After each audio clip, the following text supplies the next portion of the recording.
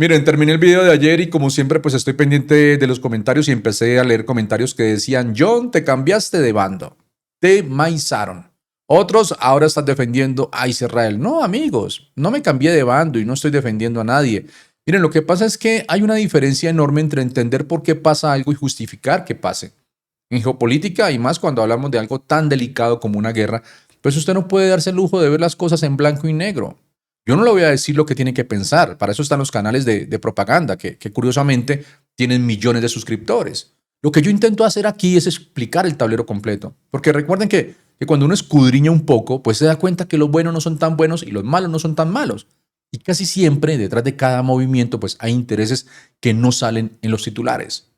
Entender no es justificar. Y hablando de tablero completo, bueno, déjenme decirles algo más, porque también me importa dejarlo claro. Criticar el enfoque de Donald Trump, pues no significa alegrarse del desastre. Hay muertes, hay familias destrozadas, militares estadounidenses que han muerto en esta guerra. Eso no es un titular, eso es un velorio. Nadie con dos dedos de frente celebra eso. Ahora bien, ¿y cómo no lo vamos a criticar? ¿Cómo no? Miren nada más esta imagen.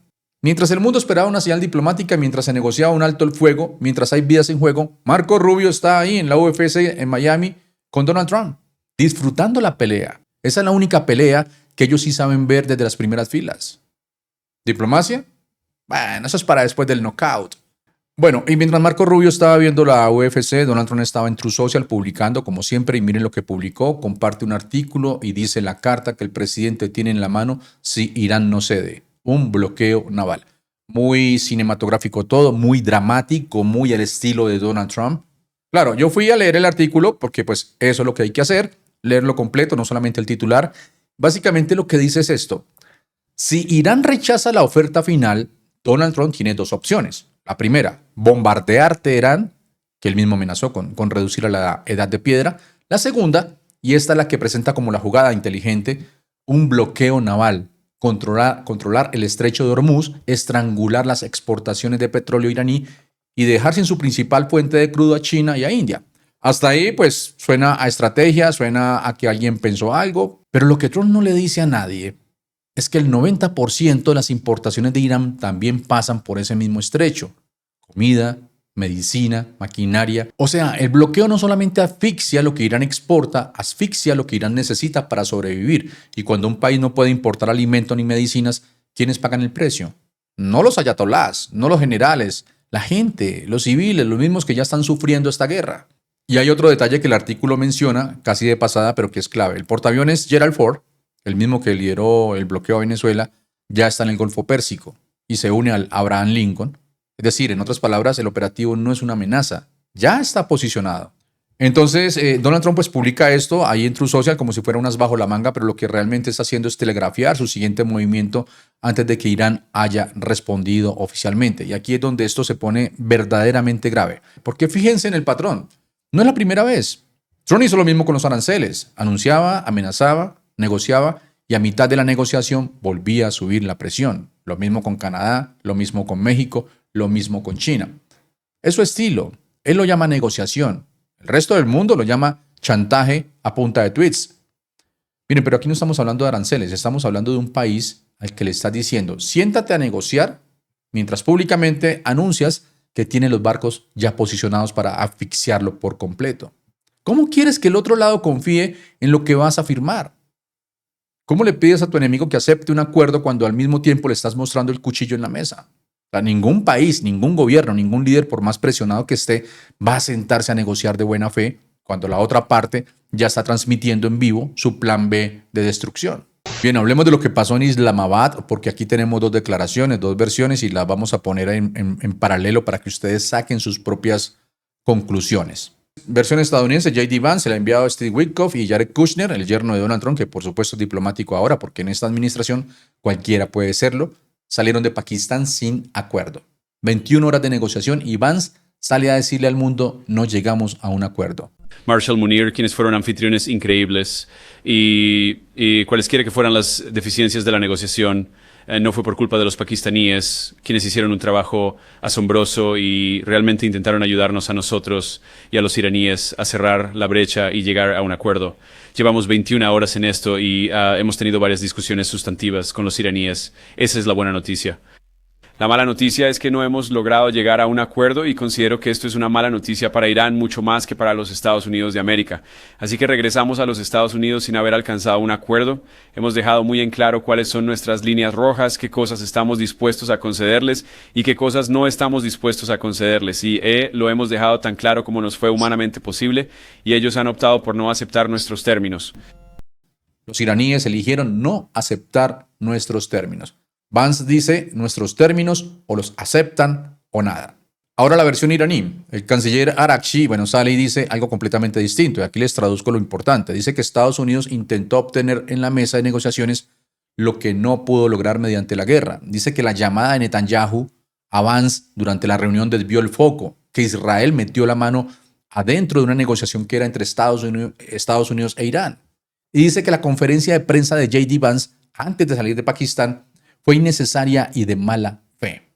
O sea, Irán dice, llegamos de buena fe y mientras negociábamos, Netanyahu llamó por teléfono y reorientó todo hacia los intereses de Israel. ¿Es eso cierto? Bueno, no lo podemos confirmar, pero tampoco lo podemos descartar, porque ese patrón, Netanyahu influyendo en las decisiones de Donald Trump en tiempo real, lo hemos visto antes. Y aquí está el problema de fondo, amigos, que conecta las dos versiones. Si J.D. Vance llegó a Islamabad con términos finales ya definidos desde Washington y posiblemente coordinados con Tel Aviv, entonces no fue una negociación, fue una notificación. Y nadie, ningún país, ningún gobierno con algo de dignidad va a sentarse 21 horas para que al final le digan, firma aquí o te va peor. Eso no es diplomacia. Eso es lo que uno hace cuando ya decidió que el otro va a perder antes de entrar a la sala.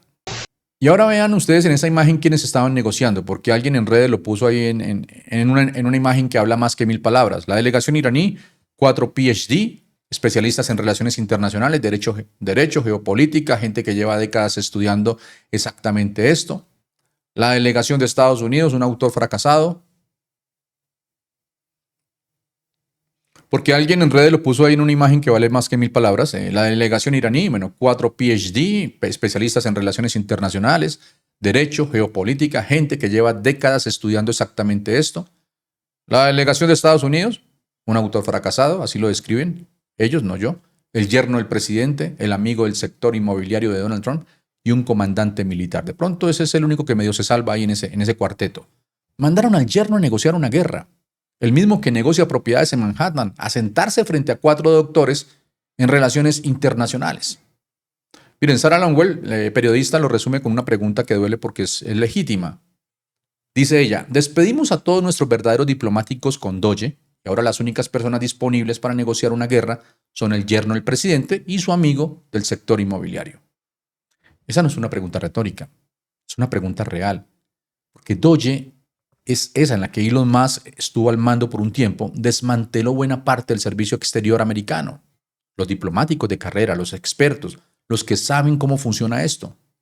Los echaron. ¿Los echaron para qué? Para ahorrar dinero. Bueno, y por si fuera poco, alguien en los comentarios observó algo que parece un detalle, pero no lo es. J.D. Vance salió de esa rueda de prensa muy fresco, descansado, sin una arruga, después de 21 horas de negociación sobre una guerra. Mientras hay muertos, mientras el estrecho sigue cerrado, mientras el mundo espera, él salió fresco como una lechuga. Bueno, ustedes saquen sus propias conclusiones. Y miren, justo cuando estamos hablando de ultimátums, de bloqueos navales y de quién tiene las cartas, aparece esta publicación, es de la Embajada de Irán en Armenia. Y empiezan con algo fuerte, no lo voy a leer completo. Dicen, escuchen Trump y cada persona en Washington que todavía piensa que el estrecho de Hormuz es una especie de estacionamiento americano. Así lo dice, omití ahí un par de palabras para evitar problemas con el video. Ahora bien, lo que les he dicho siempre, acá no tragamos entero, ni el cuento de Trump ni el cuento de Irán, vamos a lo que dicen los hechos. Lo que la publicación dice, y sí es cierto, el estrecho de Hormuz en su punto más estrecho mide 21 millas náuticas de ancho. Cada país costero tiene derecho a 12 millas de aguas territoriales, Irán por el norte, Omán por el sur, así que hagan la cuenta. Eso significa que técnicamente no existe un carril de aguas internacionales en ese estrecho. Para cruzarlo, cualquier barco pasa por aguas de uno de los dos. Pero ahora viene lo que la Embajada de Irán convenientemente se salta, que el derecho internacional creó un régimen especial precisamente para estrechos como este. Se llama derecho de paso en tránsito y para que lo entiendan fácil, piensen en el Canal de Panamá. Panamá es un país soberano, el canal está en su territorio, pero no por ello puede cerrar ese canal a su antojo y decir hoy no pasa nadie, porque el comercio mundial depende de ese paso. Lo mismo aplica aquí. El estrecho de Hormuz está en aguas de Irán y Omán. Sí, pero el derecho internacional dice, ese paso es de todos. No se toca, no se cierra, no se cobra peaje. Precisamente porque el mundo no puede permitir que un solo país tenga el dedo en el interruptor del 20% del petróleo global.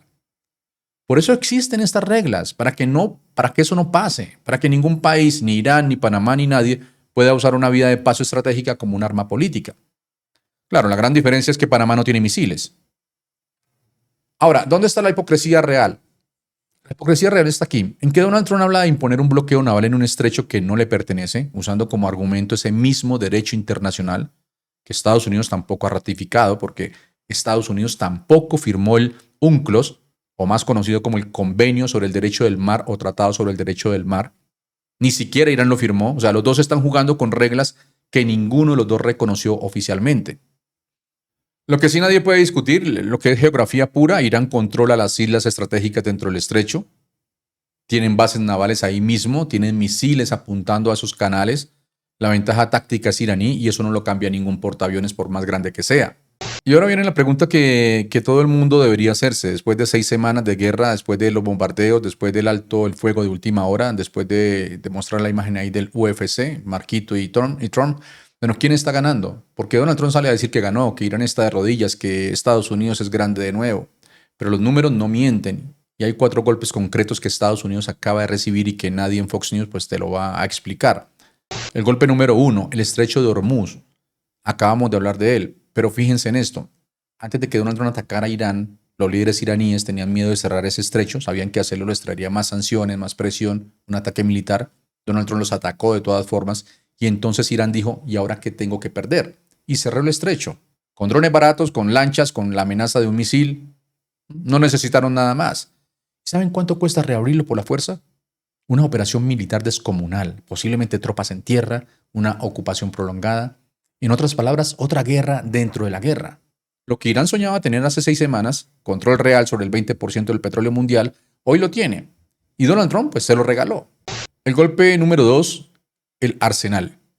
Hablando de misiles, esta guerra consumió una parte sustancial del arsenal estadounidense, solamente en misiles Tomahawk. Los expertos calculan que el Pentágono usó más de una cuarta parte de su reserva total. ¿A cuánto tiempo tarda en recuperarse ese arsenal? Años. Y mientras tanto, ¿saben qué hizo ya el Pentágono? Retiró sus sistemas de defensa antimisiles de Corea del Sur. O sea, para pelear la guerra de Donald Trump contra Irán, dejaron a Corea del Sur más expuesta frente a Corea del Norte.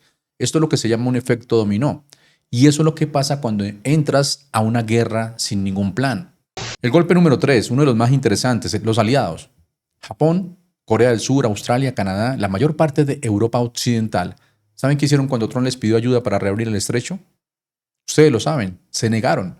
No porque sean enemigos de Estados Unidos, sino porque Donald Trump los había humillado antes, los había amenazado con aranceles, los había tratado como adversarios. Y cuando llegó el momento de la verdad y necesitó que lo respaldaran, lo dejaron solo. Miren, quizás el mayor daño a largo plazo de esta guerra no está en los misiles gastados ni en el petróleo, está en que los aliados históricos de Estados Unidos ya no lo consideran un socio confiable y están trabajando para depender menos de Washington. Donald Trump pasó 4 años diciéndole a los aliados que los necesitaba menos y ahora que los necesitaba, le creyeron. Y el golpe número 4, y este es el que más duele, porque Estados Unidos con todos sus defectos pues ha sido históricamente un referente, un país al que la gente del mundo mire y dice, ahí está la democracia, ahí están los valores, ahí están las libertades. Pero la semana pasada Donald Trump amenazó con aniquilar la civilización iraní. Su secretario de Defensa, Pete Hegseth, declaró públicamente que no habría cuartel ni piedad para los enemigos. Eso no es retórica de guerra, eso tiene nombre en el derecho internacional. Se llama crimen de guerra. Estados Unidos fue uno de los primeros países en rechazar ese tipo de brutalidad después de la Segunda Guerra Mundial. Y ahora su propio presidente y su propio secretario de guerra lo están normalizando. Entonces, ¿qué le queda a Estados Unidos para decirle al mundo que es diferente a los autoritarismos que dice combatir? Entonces, ¿Irán debilitado? Sí, pero Estados Unidos también, con el arsenal comprometido, los aliados alejados, el estrecho en manos de Irán y la autoridad moral por el suelo. ¿A eso le llaman ganar? Aquí le llamamos lo que es. Ya sabes, si te gustó el análisis y si te dejé confundido en algo, pues me lo escribes ahí en los comentarios. Como siempre, yo leo los comentarios y la verdad no me molesta leerlos, no me molesta tampoco que que me hagan rectificaciones o que me digan, mira, estás equivocado en esto. Y ya sabes, si quieres, suscríbete al canal, comenta, comparte, dale like. Y nos vemos en el próximo episodio de La Jugada Política. Como siempre, un abrazo fuerte para todos ustedes. Feliz día.